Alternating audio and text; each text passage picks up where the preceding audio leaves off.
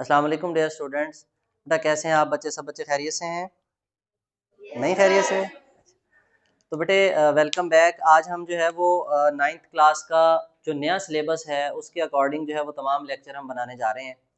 तो मैं आपको थोड़ा सा इंट्रोड्यूस करवा दूं कि हमारे पास जो फेडरल बोर्ड और पंजाब बोर्ड का सिलेबस है अब आलमोस्ट जो है ना वो सेम है। ठीक है, मैं आपको थोड़ा सा उसका तारुफ करा देता हूँ, इंट्रोडक्शन बता देता हूँ, फिर हम जो है वो स्टार्ट करेंगे। अच्छा, जो भी टॉपिक मैं पढ़ाऊँगा वो दोनों बुक से होगा, पंजाब बोर्ड और फेडरल बोर्ड दोनों बुक से होगा। यानी पंजाब बोर्ड वाले बच्चे अगर उस लेक्चर को सुनेंगे तो उनको भी जो है ना वो फ़ायदा हो जाएगा, और जो फेडरल बोर्ड वाले बच्चे जो हैं उस लेक्चर को सुनेंगे तो उनको भी फ़ायदा हो जाएगा। उनमें दो तीन चीज़ें हैं जो आपने मेन देखनी है। सबसे पहले मैं आपको आज ही बता देता हूँ कि आपके कौन कौन से चैप्टर बिल्कुल सेम है, चैप्टर नेम भी सेम है और उनके अंदर टॉपिक नेम भी सेम है। कंटेंट थोड़ा बहुत डिफरेंस हो, उसमें जो है ना वो डिफरेंट हो सकता है, लेकिन अब करिकुलम हमारा सबका सेम है, तो इसलिए बेटा जस्ट पब्लिशर के डिफरेंस की वजह से, कॉपीराइट्स इश्यूज की वजह से हमारी जो है ना वो बुक्स थोड़ी सी चेंज है। अदरवाइज जो कंटेंट हमने स्टूडेंट को जो मेन कॉन्सेप्ट हमने बच्चों को समझाना है वो ऑलमोस्ट सेम है। ठीक है, तो इसमें आप लोगों की जो बुक है, मिसाल के तौर पे पंजाब बोर्ड की बुक की बात करें, ये जो आपका हम पढ़ाने जा रहे हैं ना वो सिंगल नेशनल करिकुलम जो अभी 2022 से 2023 वाला हमारा पास हुआ है, ये फेडरल बोर्ड का है, और 2023 वाला करिकुलम रिवाइज्ड नेशनल करिकुलम जो है वो पंजाब बोर्ड का है। उसके अकॉर्डिंग हम ये पढ़ने जा रहे हैं। ठीक है, आप लोगों की बुक के अंदर बेटा अगर देखें तो टोटल 11 चैप्टर्स हैं। उन 11 चैप्टर में से जो टोटल 10 चैप्टर हैं, फर्स्ट 10 चैप्टर वो एज सेम जैसे हमारे पास फेडरल बोर्ड की बुक के चैप्टर्स हैं उनसे मिलते हैं, और नेम भी वही है। मैं दोनों बुक्स में से बेटा आपको जो है ना उनके नेम बता देता हूँ, और फिर हम जो है ना वो टॉपिक स्टार्ट करते हैं। आपके पास जो चैप्टर नंबर 1 है उसका नाम होगा बेटा साइंस ऑफ बायोलॉजी। अब वही चैप्टर नंबर 1 फेडरल बोर्ड की बुक में भी साइंस ऑफ बायोलॉजी है, पंजाब बोर्ड की बुक में भी साइंस ऑफ बायोलॉजी है। फेडरल बोर्ड की बुक में सेकंड चैप्टर है बायोडाइवर्सिटी, और पंजाब बोर्ड की बुक में भी कौन सा है? बायोडाइवर्सिटी। इसी तरह बेटे चैप्टर नंबर 3 है सेल से रिलेटेड, फेडरल बोर्ड की बुक में भी सेल से रिलेटेड, पंजाब बोर्ड की बुक में भी सेल से रिलेटेड। अच्छा, इसी तरह चैप्टर नंबर 5 जो है वो tissues, organs and organ system से रिलेटेड है, पंजाब और फेडरल दोनों बोर्ड की बुक में। अच्छा, उसके बाद बेटा हमारे पास चैप्टर नंबर है 6, फेडरल बोर्ड की बुक में चैप्टर नंबर 6 का नाम है मॉलिक्यूलर बायोलॉजी। क्या है बेटा? Molecular biology. और पंजाब बोर्ड की बुक में नाम है बायोमोलिक्यूल्स। एक ही बात है, मॉलिक्यूलर बायोलॉजी या बायोमोलिक्यूल्स। वो तमाम मॉलिक्यूल्स जो जिंदा जानदारों में होंगे उनकी स्टडी बायोमोलिक्यूल या मॉलिक्यूलर बायोलॉजी, एक ही बात होगी। उसके बाद बेटे चैप्टर नंबर 7 जो है फेडरल बोर्ड की बुक, दैट इज मेटाबॉलिज्म, और पंजाब बोर्ड की बुक के अंदर है एंजाइम्स और बायो एनर्जेटिक्स। ये दोनों चैप्टर उस मेटाबॉलिज्म वाले चैप्टर में शामिल हैं। यानी चैप्टर नंबर 7 फेडरल बोर्ड का, और चैप्टर नंबर 7 और 8 पंजाब बोर्ड का। ठीक है, यानी पंजाब बोर्ड के चैप्टर नंबर 7 और 8 को मर्ज करके चैप्टर नंबर 7 बना हुआ है फेडरल बोर्ड का। उसके बाद प्लांट फिजियोलॉजी है चैप्टर नंबर 8 फेडरल बोर्ड में, और चैप्टर नंबर 9 है पंजाब बोर्ड में। अच्छा, इसी तरह चैप्टर नंबर 9 है प्लांट रिप्रोडक्शन, और चैप्टर नंबर 10 है पंजाब बोर्ड की बुक में रिप्रोडक्शन इन प्लांट। एक ही बात है ना, प्लांट रिप्रोडक्शन या रिप्रोडक्शन इन प्लांट। अच्छा जी, अब जो आखिरी आपका चैप्टर है, चैप्टर नंबर 10 है फेडरल बोर्ड की बुक में एवोल्यूशन, और पंजाब बोर्ड की बुक में है बायोस्टैटिस्टिक्स। ये चैप्टर डिफरेंट है, इनमें कोई टॉपिक भी सेम नहीं है, क्योंकि एवोल्यूशन एक अलग कॉन्सेप्ट है इर्तिका का, और बायोस्टैटिस्टिक्स ये एक नया कॉन्सेप्ट आपके बुक में ऐड किया है। पहले ये जो है ना कॉन्सेप्ट हम पढ़ाया करते थे जो है ना बैचलर लेवल के स्टूडेंट्स को, बायोस्टैट वो वहां पढ़ते थे मैथमेटिक्स के साथ। जो आपकी बुक थी मैथमेटिक्स की उसमें भी स्टैटिस्टिक्स का पोर्शन होता था, मीन, मॉड, मीडियन, एवरेज लेना, ग्राफ बनाना, ये सारी चीजें उसमें सिखाते हैं। तो इसमें भी हम आपको यही सिखाएंगे। ठीक है बेटे, तो आज हम चैप्टर नंबर 1 जो है द साइंस ऑफ बायोलॉजी वो हम स्टार्ट करने जा रहे हैं। अच्छा, अब इसमें सबसे पहले तो हम साइंस की डेफिनेशन देखेंगे, और उस साइंस की डेफिनेशन के बाद बेटे हम उसकी डिटेल की तरफ जाएंगे।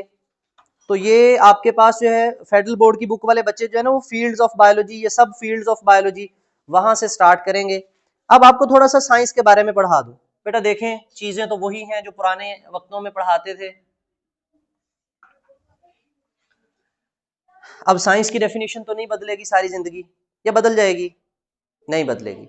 आपको पता है जो साइंस है उसमें एक्चुअली हमने साइंटिफिक स्टडी करनी होती है। साइंस जो है ना, साइंस आमतौर पे जब हम साइंस का लफ्ज इस्तेमाल करते हैं तो व्हाट इज साइंस? आपकी पुरानी बुक कहती थी साइंस एक ऐसा नॉलेज है, एक ऐसा इल्म है, किसी चीज के बारे में जानना क्या है? साइंस। अब ये नहीं है कि आपको किसी का नाम पता चल गया तो आपको साइंस पता चल गई, ठीक है, आपको किसी के घर का एड्रेस पता चल गया तो आपको साइंस पता चल गई, ऐसा नहीं है। तो साइंस में हमने किस चीज को जानना है? We have to study the natural world, not only living organism. यानी सिर्फ और सिर्फ जिंदा जानदारों तक महदूद नहीं है साइंस। साइंस का जो मेन हमने एम देखना है, जो मेन हमने उसका स्कोप देखना है, किस चीज की स्टडी है बेटे? नेचुरल वर्ल्ड की। कुदरती दुनिया जो हमारे इर्द गिर्द मौजूद है सारी की सारी, चाहे उसमें जानदार हो चाहे उसमें बेजान चीजें हो, वो सारी की सारी चीजों को मिला के हमने एक लफ्ज लिख दिया बेटे नेचुरल वर्ल्ड। उस नेचुरल वर्ल्ड के बारे में स्टडी करना क्या है? कुदरती दुनिया जो हमारे इर्द गिर्द है, अल्लाह ताला ने किस तरह से ये चीजें बनाई हैं, कैसे हमारे चांद, जमीन, सूरज, तारे ये सारे आ जा रहे हैं, घूम रहे हैं, इनकी रोशनी, इनके बारे में, हमारी एयर की क्या केमिस्ट्री है, वाटर की क्या केमिस्ट्री है, हमारी बॉडी की क्या केमिस्ट्री है, वो बायोकेमिस्ट्री में आ जाएगी, ऐसे ना, मॉलिक्यूलर बायोलॉजी। हमारी बॉडी किस चीज से मिलकर बनी है, ये हमारी बॉडी को क्या क्या चीजें चाहिए, लिविंग और नॉन लिविंग में क्या डिफरेंस है बेसिक, तो वो सारी चीजें किस में स्टडी करनी है?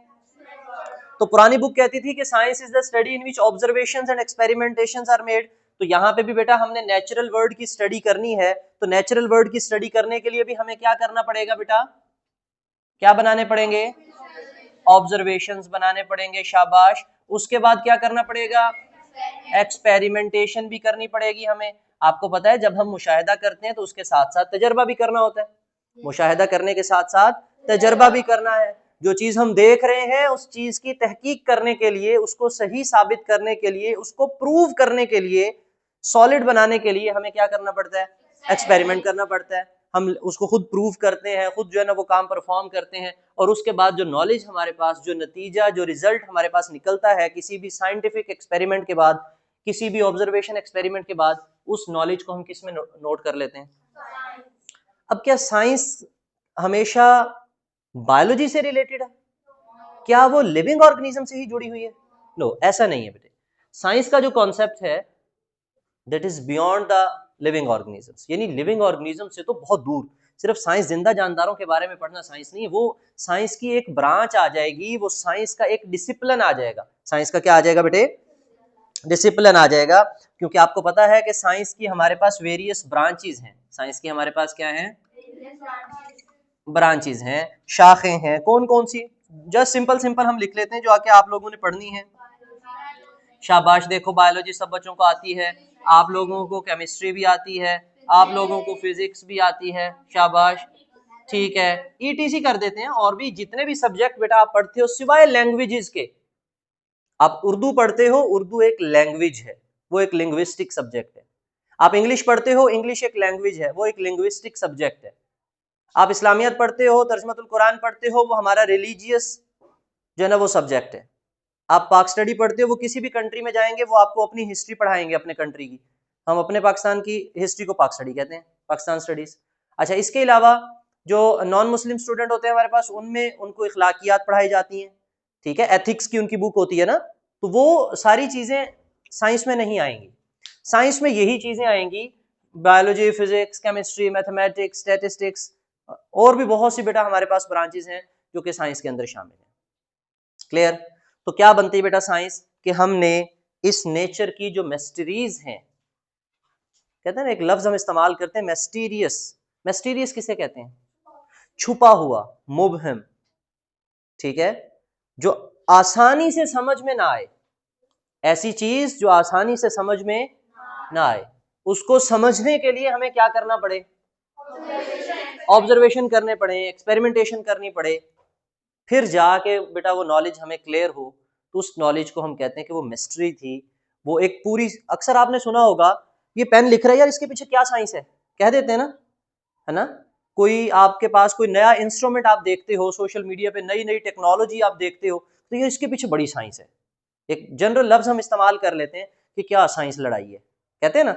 है। अब आपने देखा होगा पुराने, ये देखो ये बल्ब लगाया है हमने पहले, इतनी रोशनी देने के लिए बल्ब जो है वो काफी सारे वॉट की एनर्जी जो है ना वो कंज्यूम करता था। मिसाल के तौर पे जितनी ये एनर्जी लगा रहा है, इस तरह के बल्ब हमारे पास पहले 100 वॉट से ज्यादा होते थे, अब ये जस्ट 10-20 वाट्स के अंदर जो है हम इतनी लाइट दे रहे हैं। तो ये साइंस लड़ाई है ना, हमने तो चीजों को तब्दील किया। तो वही मिस्ट्रीज जो छुपी हुई चीजें थी उनको हमने समझने के लिए क्या किया, स्टडी किया। उनको हमने समझने के लिए किसको स्टडी किया, नेचुरल वर्ल्ड को स्टडी किया। उनको समझने के लिए हमने उस इल्म की मुशाहिदात करके, तजर्बात करके हमने जो ना किसी नतीजे पे पहुंचे। बेटा यहाँ तक बात समझ आ गई? अच्छा, अब मेन चीज हमने क्योंकि बायोलॉजी स्टार्ट करनी है तो हम बायोलॉजी और इसकी ब्रांचेस देख लेते हैं। ये फेडरल बोर्ड की बुक में छोटी सी जो है ना बेटे फ्लो शीट डायग्राम बना के भी समझाई गई है। तो मैं आपको भी पहले बायोलॉजी की डेफिनेशन समझाता हूँ और उसके बाद इसकी हम जो मेजर डिसिप्लिन है बायोलॉजी के वो देखते हैं। पहली जो आपकी बुक थी ना उसमें बड़ी सीधी सीधी डेफिनेशन लिखी हुई थी कि जानदारों का साइंसी मुताला करने को, साइंटिफिक स्टडी करने को हम क्या कहते हैं, लिविंग ऑर्गेनिज्म की साइंटिफिक स्टडी करें तो वो क्या कहलाती है, बायोलॉजी। अब बात वही है, हमने थोड़ा सा चेंज कर देना है। हम कह दें कि वही स्टडी ऑफ लाइफ है, ठीक है, या जिसमें हम जो है वो किस चीज की स्टडी करेंगे, साइंस ऑफ लाइफ है। साइंस क्या है, साइंस, इल्म, नॉलेज, ऐसे ना। तो अब हम कह दें कि biology is the science of life, तो क्या बात चेंज हो गई है? no. इसका मतलब वो जिंदगी का ही मुताला है, स्टडी ऑफ लाइफ ही है, जिंदगी का ही इल्म है। बात समझ आ रही है? तो बेटे साइंस जो है हमारे पास वो तो हमने डिटेल से देखी। तो बायोलॉजी की अगर हम बात करेंगे तो हम कहेंगे biology is the science of life. जिंदगी की साइंस क्या है, क्योंकि यहां पे तो हमने काफी सारी साइंस पढ़ी। नेचुरल वर्ल्ड की साइंस तो बड़ी वास्ट फील्ड है, लेकिन हमने सिर्फ किसकी साइंस पढ़नी है, जिंदगी की साइंस। लिविंग ऑर्गेनिजम्स के पीछे क्या साइंस है, हम बोल रहे हैं तो इसके पीछे क्या साइंस है, हमें नजर आ रहा है तो इसके पीछे क्या साइंस, कोई ना कोई प्रोसेस हो रहा है ना हमारी बॉडी में। प्लांट के अंदर फोटोसिंथेसिस हो रही है, हमारी बॉडी के अंदर हजारों chemical reactions at a time हो रहे होते हैं, तो हमारी बॉडी में कोई ना कोई साइंस है ना। तो क्या साइंस है, उसी चीज को पढ़ने के लिए कौन सी ब्रांच है हमारे पास, बायोलॉजी। कौन सी ब्रांच है, बायोलॉजी की। अच्छा, अब जो बायोलॉजी के वर्ड की डेरिवेशन है वो हम देखें तो वो तो चेंज नहीं होगी। द वर्ड बायोलॉजी जो है वो डिराइव हुआ कहाँ से, दो ग्रीक वर्ड से बेटे। एक था हमारे पास बायोस और दूसरा क्या था बेटे, लोगोस। शाबाश। बायोस का मतलब होता है लाइफ, लोग, बायोस का मतलब क्या है, लाइफ बेटे। लोगोस का मतलब क्या है, स्टडी करना, थॉट, रीजनिंग, थिंकिंग कह सकते हैं। ये सारे वर्ड्स बेटा इसी के अंदर शामिल हैं। सोचना, वजह तलाश करना, किसी चीज के बारे में मुताला करना, पढ़ना, वो क्या है, लोगोस। और बायोस मीन्स लाइफ, मीन जिंदगी, जिंदा जानदारों के बारे में। अब जिंदा जानदारों की कुछ खुसूसियात होती हैं। अगर कभी हम कोई आपसे कहे ना कोई लाइफ को डिफाइन कर दो, जिंदगी की क्या तारीफ है, तो अभी भी हमारे पास जो एफएससी की बुक्स हैं हम उनमें पढ़ाते हैं कि साइंस जो लाइफ है ना बेटे, life is a set of characters. Life को हम एज सच नहीं कह देते कि जिंदगी की कोई तारीफ करनी हो तो कोई सीधी सादी तारीफ नहीं है। हम कहते हैं कि जो लाइफ है वो ऐसी खुसूसियात का मजमुआ है, ऐसी करेक्टर्स का मजमुआ है जिसमें क्या क्या चीजें हो, वो जानदार ग्रो भी करे, वो चीज मतलब साइज में बढ़े, उसको एनर्जी चाहिए हो, वो रेस्पिरेशन करे, वो रिप्रोडक्शन करे, अपनी तादाद बढ़ाए। जरूरी नहीं है फोटोसिंथेसिस करे, वो एनर्जी बना भी सकती है, नहीं भी बना सकती, कंज्यूम कर सकती है। तो ये चंद खसूसियात अगर उस जानदार में है, ये उस चीज में है, तो हम कहेंगे कि ये लिविंग ऑर्गेनिज्म है। ये क्या है, लिविंग ऑर्गेनिज्म है। ये बात क्लियर हो गई? तो हमने साइंस ऑफ लाइफ किस में पढ़नी है बेटा, बायोलॉजी में। किस में पढ़नी है, बायोलॉजी में। अब इसमें जब हम बायोलॉजी पढ़ेंगे तो हमने जानदारों के मुख्तलिफ चीजें पढ़नी है जिनमें हमने उनका स्ट्रक्चर स्टडी करना है। क्या स्टडी करना है, स्ट्रक्चर। उस स्ट्रक्चर के फंक्शंस हमने स्टडी करने हैं, उस स्ट्रक्चर के क्या स्टडी करने हैं, फंक्शंस। और उसके साथ साथ बेटे हमने उनके इंटरेक्शंस भी स्टडी करने हैं। क्या स्टडी करने हैं, how they interact with non living और द लिविंग कंपोनेंट्स। एक जिंदा जानदार दूसरे से कैसे इंटरेक्ट कर रहा है। ये इकोलॉजी में, इकोसिस्टम में हम यही बातें पढ़ते हैं कि लिविंग ऑर्गेनिजम्स का नॉन लिविंग कंपोनेंट्स के साथ, नॉन लिविंग थिंग्स के साथ जो है ना वो हम इंटरेक्शन स्टडी करेंगे। ठीक है। तो जब हम बायोलॉजी पढ़ेंगे तो उसमें कौन कौन सी मेन चीजें हैं बेटे? स्ट्रक्चर स्टडी करेंगे, फंक्शन और इंटरेक्शन किसके? जिंदा जानदारों के, आपस में भी और किसके साथ? बेजान चीजों के साथ। क्लियर? तो ये हो जाएगी बायोलॉजी। अब हमारे पास बेटे मेजर फील्ड्स हैं बायोलॉजी की, वो तमाम बुक्स के अंदर एज सच लिखी हुई हैं। फेडरल बोर्ड की बुक भी अगर आप देखें तो उनके पास बेटे एक छोटा सा जो है ना वो फ्लो शीट डायग्राम बना के लिखा हुआ है कि बायोलॉजी की मुख्तलिफ डिवीजन्स हैं, मुख्तलिफ मेजर फील्ड्स हैं बायोलॉजी की। बायोलॉजी की क्या है बेटे? मेजर फील्ड्स बेटे। अच्छा, उनको डिवीजन्स भी कह दिया जाता है। उनको क्या कह दिया जाता है बेटे? Divisions of biology. उनमें कौन कौन सी हैं बेटे? आपने पढ़ा हुआ है सबसे पहले आपके पास ज़ूलॉजी, ठीक है, बॉटनी और माइक्रोबायोलॉजी। कौन सी है बेटे? बोलें जरा शाबाश एक दफा। आपके पास कौन कौन सी है? Zoology, botany, microbiology. मैंने आपको पहले भी पढ़ाते हुए बताया था कि जब जू आ जाएगा तो जू में हम क्या देखने जाते हैं? एनिमल्स देखने जाते हैं। जू में क्या देखने जाते हैं? एनिमल्स देखने जाते हैं। तो zoology it deals with study of animals. Zoology में हम किस चीज की स्टडी करेंगे? एनिमल्स की ऑब्वियसली स्टडी करेंगे। इसका मतलब बॉटनी है, बॉटनी का मैंने आपको बताया था कि इसका लफ्जी मतलब है पास्चर, चरागाह। क्या बताया था बेटे? पास्चर, चरागाह, जहां पे मीडोज आपने सुना होगा, जहां पे घास ही घास होती है, गाय भैंसे बकरियां वहां पे घास खाने के लिए जाते हैं, ठीक है। तो ये तमाम जानदार जहां पे घास खाते हैं उस जगह को क्या कहते हैं? चरागाह। तो वो ये वर्ड वहां से निकला है, ठीक है। तो बॉटनी में हम चरागाह की स्टडी करने से मुराद चरागाह में क्या होते हैं बेटे? प्लांट्स होते हैं। चरागाह में क्या होते हैं? प्लांट्स होते हैं। तो हमने इसमें किस चीज की स्टडी करनी है बेटे? प्लांट्स की स्टडी करनी है, ठीक है। और लास्ट वन नाम से ही जाहिर हो रहा है, माइक्रोबायोलॉजी। तो माइक्रोबायोलॉजी में हमने किस चीज की स्टडी करनी है?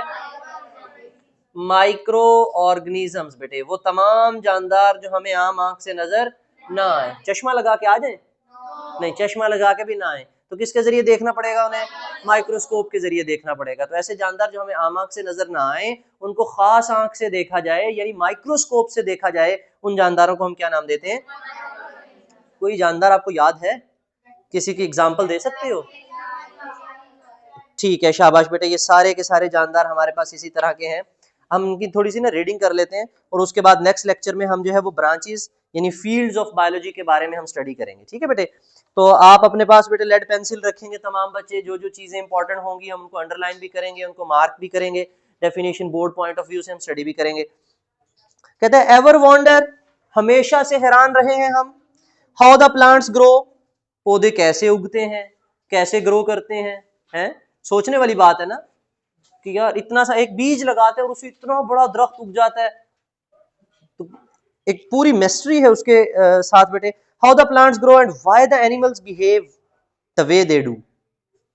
कैसे कर लेते हैं ये सारे काम? आप कैसे पढ़ लेते हो? मुश्किल है ना पढ़ना, बहुत ज्यादा मुश्किल है। तो कैसे पढ़ लेते हैं? कैसे अपने रोजमर्रा जिंदगी के काम कर रहे हैं? क्या गाय भैंसे बकरियां वो क्यों नहीं पढ़ने आती? इंसान ही क्यों पढ़ते हैं?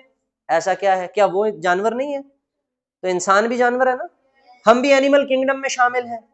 ह्यूमन बीइंग्स हैं लेकिन है तो एनिमल किंगडम में ही, हमारे अंदर भी जान है, ऐसे ही ना। तो वो पढ़ने नहीं आते, हम पढ़ने आते हैं। अब ये पता नहीं क्या चक्कर है। उसी चक्कर को समझने के लिए हम क्या पढ़ने लगे हैं। अब ये ना समझना कि हम क्यों पढ़ते हैं, तो ये चक्कर हमें समझ आएगा कभी। Science is all about exploring these mysteries. Science जो है इन तमाम चीजों के बारे में पढ़ना ही क्या है? साइंस है। इट्स अ सिस्टमैटिक वे, ये एक बेटे पूरा सिस्टम है। ये ऐसा नहीं है कि कोई भी उठा और उसने जनाब दुनिया की स्टडी करके बता दी, नहीं, पूरा एक तरीकाकार है। सिस्टमैटिक का मतलब होता है जैसे आपने कहीं पे भी गवर्नमेंट ऑफिस में जाना हो, मिसाल के तौर पे आपने जो है ना वो अपना बे फॉर्म बनवाना है, तो उसका एक तरीकाकार होगा ना। या आप जाके काउंटर पे मेरा बे फॉर्म बना दो, वो कहेंगे अच्छा रुको 2 मिनट में भी बना के दे देते, ऐसे होगा? नहीं, आपको कोई फॉर्म मिलेगा, आप उसको फिल करोगे, कहीं से उसकी अटेस्टेशन करवाओगे, पूरा एक तरीकाकार होगा, उसके मुताबिक आपकी फाइल सबमिट होगी, फिर आपको मिल जाएगा।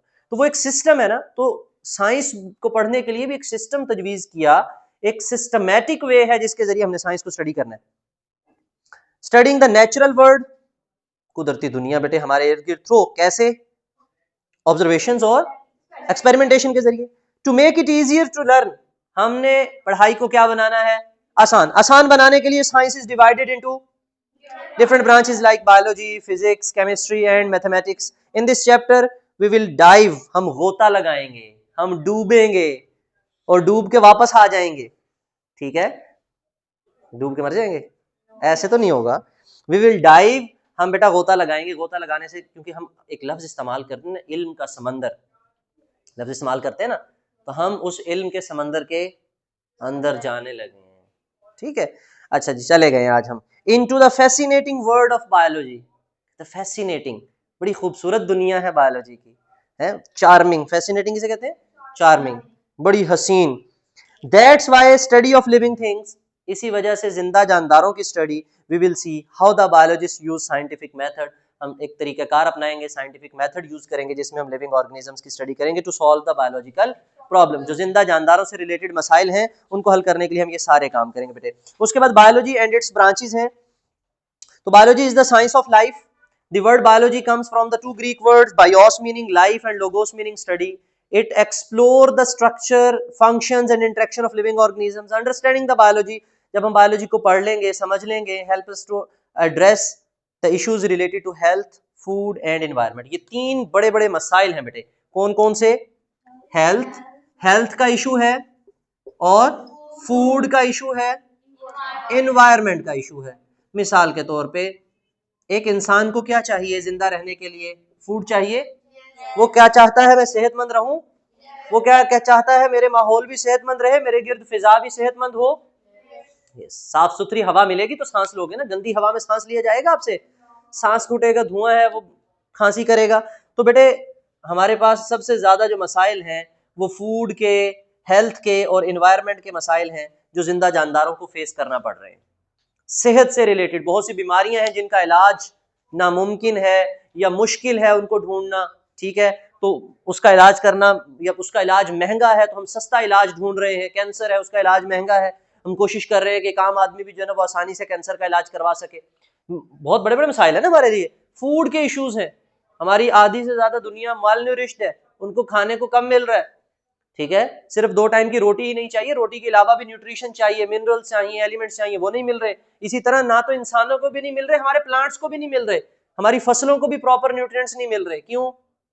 क्योंकि फर्टिलाइजर्स, खादें हमने बहुत महंगी कर दी है ना, जिसकी वजह से किसान बेचारे परेशान है। तो उनके लिए भी तो सोचना है ना कि किस तरह से वो एग्रीकल्चर को बेहतर बनाएं और उसके नतीजे में हमारी क्या बेहतर हो जाएगी? फूड बेहतर हो जाएगी ना। जब सबको खाने को मिलेगा तो हम सब मोटे मोटे हो जाएंगे, ऐसे मोटे मोटे कुर्सी पे पूरे नहीं आएंगे फिर हम। एनवायरमेंट क्या है बेटा? एनवायरमेंट हमारा माहौल, हम अक्सर आपने पढ़ा, हर किताब में आप पढ़ते हो greenhouse effect, global warming, floods आ रहे हैं, नेचुरल डिजास्टर्स हो रहे हैं। वो सारी चीजों को कंट्रोल करने के लिए किसको? एनवायरमेंट। ये तीन ही बड़े बड़े इश्यूज हैं बायोलॉजी के अंदर जो हॉट टॉपिक्स हैं, जिनको डिस्कस किया जाता है हमेशा, कहीं पे भी नेशनल इंटरनेशनल मीटिंग्स के ऊपर जो है ना वो यही चीजें उजागर की जाती हैं। खैर, and then biology offers the fascinating journey of the discovery from the microscopic world। वो कहते हैं बायोलॉजी के अंदर आप सारी चीजें पढ़ोगे। देखो एक छोटी दुनिया से कहानी शुरू करेंगे हम। छोटी दुनिया, माइक्रो ऑर्गेनिजम्स, इतनी छोटी दुनिया कि आम आंख से नजर नहीं आते, बैक्टीरिया, एक ही सेल पर मुश्तमिल, वहां से कहानी शुरू करेंगे तो the vast ecosystem of over the earth. बेटे प्लेनेट अर्थ, हम अपनी पूरी जमीन के बड़े बड़े इकोसिस्टम, बायोस्फीयर के बारे में बात करेंगे, जिसमें पानी, हवा, तमाम चिरंद परिंद सारे उसमें आ जाएंगे, जानदार वगैरह। Major fields of biology. Biology is the vast field that explore the incredible diversity of the life on the earth. To better understand its complexity, हम जिंदगी की पेचीदगी को, लाइफ की पेचीदगी को समझने के लिए scientist have divided the biology into 3 main fields. हमने बेटा पहले उनकी डिवीजन्स बनाई, फिर सब डिवीजन्स बनाई, zoology, botany and microbiology. It is the study of animals including their structure, function, behavior and diversity. सारी चीजें हम इसमें पढ़ेंगे ना कि हम देखेंगे कि उसमें जानदारों का स्ट्रक्चर कैसा है, फंक्शन, बिहेवियर और डाइवर्सिटी। ऐसा बॉटनी पढ़ रहे हैं तो आपने अभी देखा कि आपके पास 2 चैप्टर ऐसे हैं जो प्लांट पर ही मुश्तमिल है। प्लांट फिजियोलॉजी के, प्लांट के अंदर कैसे फंक्शंस है, और उसके बाद प्लांट की रिप्रोडक्शन, वो पूरी कंप्लीट कहानी बॉटनी में आएगी। It is the study of plants including there structure, growth, reproduction and interaction with their environment. यही 3 बातें बेटे बार बार आ रही हैं, structure, function, interaction, structure, function, interaction. Animals में भी वही, प्लांट्स में भी वही behavior. Microbiology is the study of microorganisms such as bacteria. Microscopic fungi is called, it includes the study of structure, function, वही बात आ गई, देखो क्या आ गया, स्ट्रक्चर, क्या आ गया, फंक्शन, उसके बाद इंटरेक्शन या habitats and reproduction of microorganisms and their impact on the health and environment. यही कुछ चीजें हैं जो आपस में लिंक्ड है। आपस में आप चाहे प्लांट्स पढ़ो, चाहे एनिमल्स पढ़ो, चाहे माइक्रो ऑर्गेनिजम्स पढ़ो, आपको उनका स्ट्रक्चर, उनका फंक्शन, उनका माहौल में बिहेवियर, इंटरेक्शन पढ़ना है, फिर उनके इफेक्ट्स वगैरह स्टडी करने हैं हमारी हेल्थ, फूड और इन्वायरमेंट से रिलेटेड। यहाँ तक बेटा किसी बच्चे का कोई question? No question at all. बेटा हम कोशिश करेंगे कि हम डिटेल से तमाम लेक्चर जो है वो डेली बेस पे हम बनाना शुरू कर दें। इसके साथ हमारी जो ऑनलाइन क्लास है, जो कि लाइव क्लास होती है जूम मीटिंग पे, वो हमारी 1 मार्च से जो है ना वो 9th क्लास की शुरू हो जाएगी, जिसमें पाकिस्तान के तमाम बोर्ड्स की जो है ना वो इकट्ठी क्लास दी जाती है। तो उसको ज्वाइन करने के लिए आपको जो है ना वो डिस्क्रिप्शन में हम लिंक भी दे देंगे, यानी हम उसमें व्हाट्सएप नंबर लिख देंगे, तो आप कॉन्टैक्ट कीजिएगा तो आपको तमाम डिटेल्स जो है ना हम मुहैया कर देंगे। आपका कोई क्वेश्चन हो बेटे तो आप कमेंट सेक्शन में पूछ सकते हो। थैंक यू, अल्लाह हाफिज़।